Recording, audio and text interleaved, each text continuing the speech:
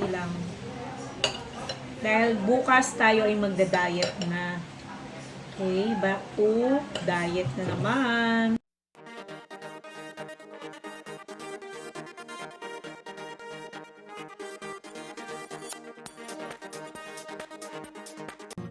Good morning guys! Happy Wednesday! Today is Wednesday, October 23 at kasalukuyan ako nagpe-prepare ng aking almusal. Nilagang mais is the best. Hinatid nga pala namin si Mr. kanina sa airport. Kaya kami ulit mag-iinang magkakasama ngayon. O, di ba ang sarap ng mais? Back to kusina. Pasensya na guys, medyo maingay ang ating blower. May nasa dulo na ng dila ko na sabi ng salita. So, lutuan ko na lang sina kuya, si bunso na hotdog. Ang aking almusal ay mais at boiled egg. Itlog. So, yan. Yan ako muna. 3 pirasong hotdog lang naman. Ayan. Tapos may natira pa akong hotdog pa rin. Mga nakataang araw. So, paubusin natin yan sa mga bagets. Pilog pa sila. Puyat kasi, di ba? Ang naming nagising. So, maulan pa rin. Merong bagyo. Kaya suspended ang klase. Kahapon, umuwi yung mga anak ko. Kasi, sila, kinancel na yung klase. And then, tamang-tama naman, schedule ng alis ni Esther. So, nagatid kaming mag-iina. Nagatid namin siya. And ngayon, relax kami. Hindi ako magtuturo. Wala akong lakad ngayong araw na to. Kasi, nilaan ko talaga to rest kasi alam kong mapapagod kami sa paghatid, pag-prepare, pagbili ng mga gamit niya, kasama rin ako. So, yun. Kaya, canceled lahat ng aking mga activity para na ngayon dahil syempre, giveaway kaya ko yung and ano pa ba? Yun lang mga ganap. Not sure kung makakapunta ako sa kabilang bahay para maglinis kasi maulan. Malakas ang ulan, may bagyo. Sige, balikan ko kayo mamaya guys. Ready ko yung aking ulam para sa mga bata. At luto tayo na nga kay The Singing Mom ng 3 pirasong hotdog. Talagang ginugutom na ako kaya minamadali ko na. Kain tayo guys. Meron akong itlog, mais, at saka barley. Ito yung barley. Meron ako isang box na barley doon. Padala yan ng Mr. So, kain tayo. Hindi mo na. Sila mother gising na rin. Tsaka si iba kong pamangkin. Kasi nga walang pasok, suspended. So, dito muna tayo sa bahay. Sabayan na rin natin ng fita. Fita muna ako. And then, gusto ko pinapalaman na ng cheese with yung fita. Gusto ko yan. Diet ba? Cheese! Naku. Ako ang nagda-diet na may cheese, may butter. Konti lang naman, huwag lang hindi matikman. Kain tayo guys.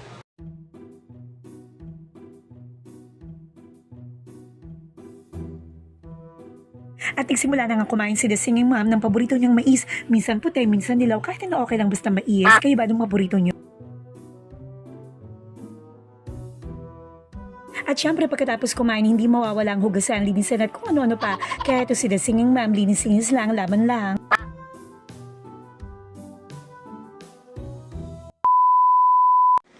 I'm back guys. Update 12:20 na lang tanghali at katatapos ko lang nagmamap na ako ng buong bahay. Nilinis ko na yung ating kwarto. So, ngayon naman, sinasabayan ko ng luto ng, nagpapalampit ako ng nilaga. So, lalaga natin to pang aming tanghalian. At saka, may natira pang sinigang kahapon. Yung aming ulam. Isang araw naming ulam. Sinigang. So, pinapalambot ko lang yung karne. Ayan, konti pa. Konting lambot.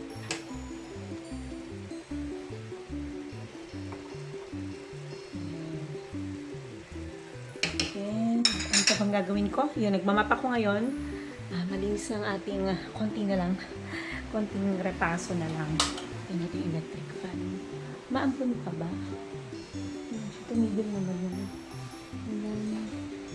Maambon-ambon. Gusto ko sana maglaba. Kaso, hindi mo maintindihan yung panahon kasi mabagyo. May bagyo ngayon. Sige, babalikan ko kayo mamaya guys itong aking mop. Maglilinis muna ako. Tutulog ko yung aking pagmamap habang nagpapalampo tayo ng karne. At ano pa? Yun, magpupunas-punas. Ito, share ko lang sa inyo yung ginawa ni Sweetheart.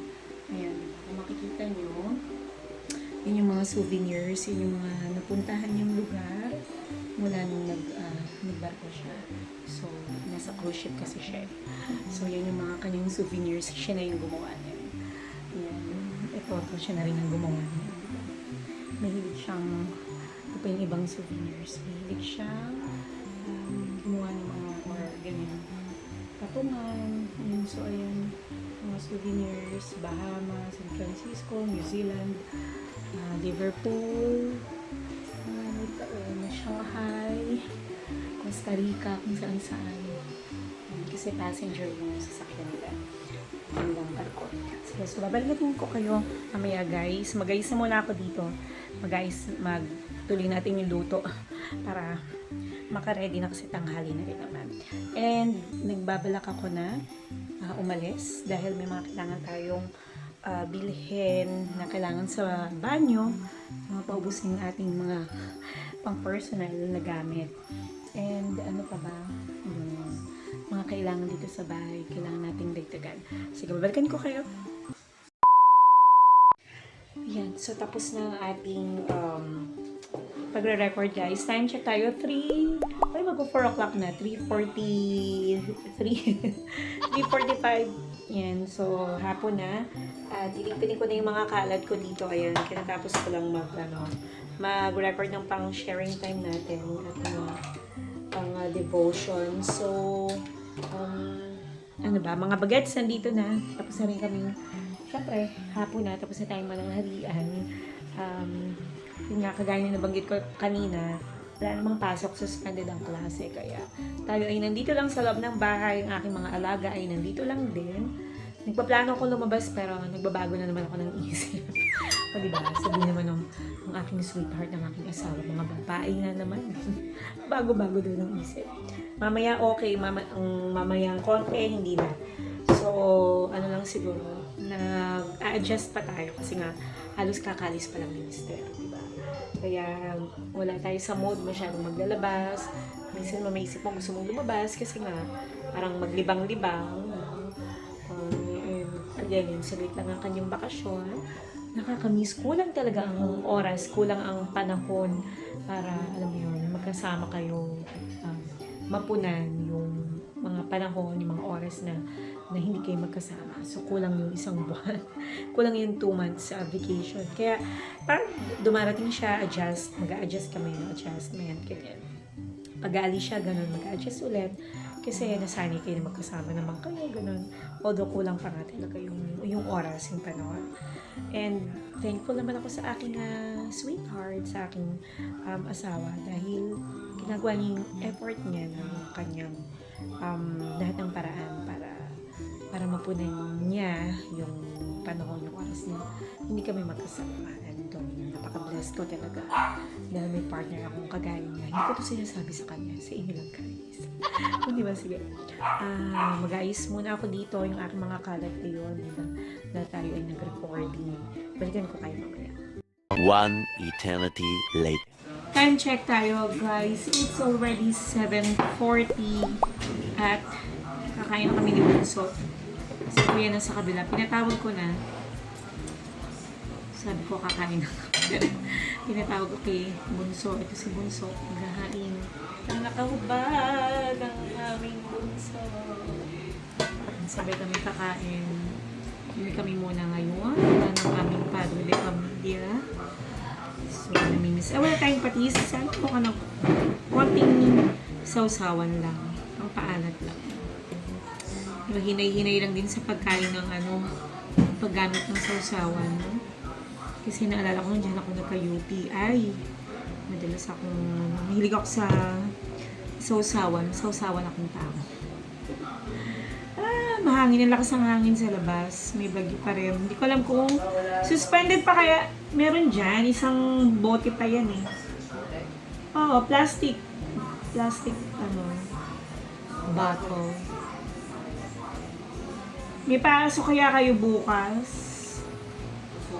Hindi yan. Nasa maliit na lalagyan ng patis. Sa baba lang. Ay, naku, maghanap. Sige, wait lang guys. Naghahanap pa ng patis ang bata at puta. Meron na daw. Naku, tutulungan pa kita maghanap eh. Ano bang hapunan nyo ngayon? So kami ito nilaga ulit. Ayan. Kaming ulam ngayong gabi. So, actually may ulam na rin kami bukas. Kasi yung sinigang na ulam namin yan. Thank you so much. Thank you Lord. Kakain na tayo. Yung ulam namin kahapon, yung sinigang na niluto ko sa salmon. Yun, marami pang natira. Kaya may ulamin pa kami hanggang tanghali. So, para makatipid na rin tayo, yun na yung ulamin natin. Di ba, bunso? Mag-t-shirt ka. Hindi ko sila mapakita sa vlog kasi palagi silang magtatanggal ng damit. Mas nagiginawahan sila pag nakahubad. O, ayan. Kakain na siya. Ayan. Kain tayo. Dito na si Kuya. Let's eat.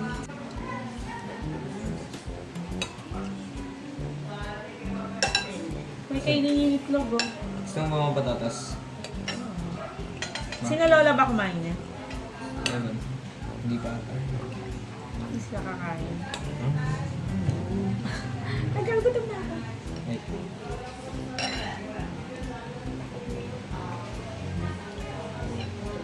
Kunti lang. Dahil bukas tayo ay magda-diet na. Okay, back to diet na naman. So, kailangan ko matulog ng maaga para may lakas tayong mag-workout. Kasi medyo pera ko kanina. Kaya hindi ako, wala ako sa mood mag-sayo. Wala tayo sa mood mag-workout. So, thank you Lord. Kain tayo guys.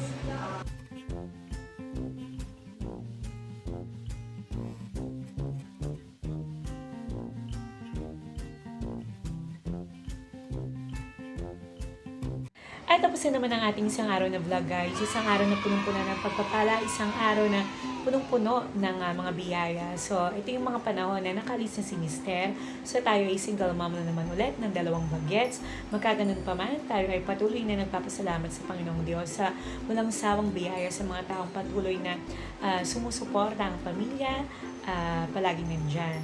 So, salute po sa ating mga OFWs na gumagabay, financially, sumusuporta sa kanilang pamilya. Salute po sa inyong lahat. Nawa kayo ay patuloy na ingatan at patubayan ng ating Panginoong Diyos. See you later. A few moments later.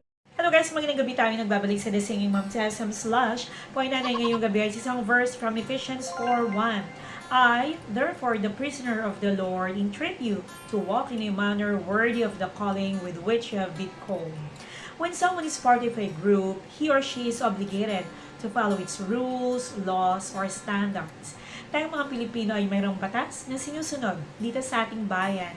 Yung mga empleyado na nagtatrabaho sa isang kumpanya ay required them na sumunod sa kanilang batas. Most of us want to be part of a group because with belonging comes acceptance at minsan ito ay nakakabuti, minsan naman ito rin ay nakakasama. During Jesus' time, many, even of the rulers, believed in Him. But because of the Pharisees, they were not confessing Him, lest they should go out of the synagogue. For they loved the approval of men rather than the approval of God. Some people think belonging to the church is different though.